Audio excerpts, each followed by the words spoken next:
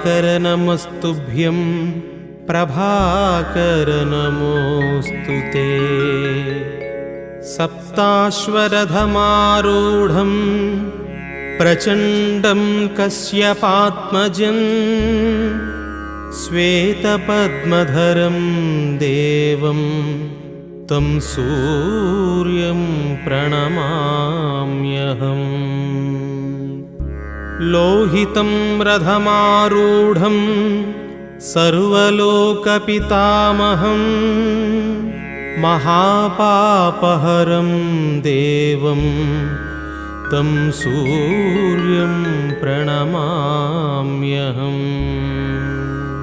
त्रैगुण्यं च महासूरं ब्रह्मविष्णुमहेश्वरं महापापहरं देवं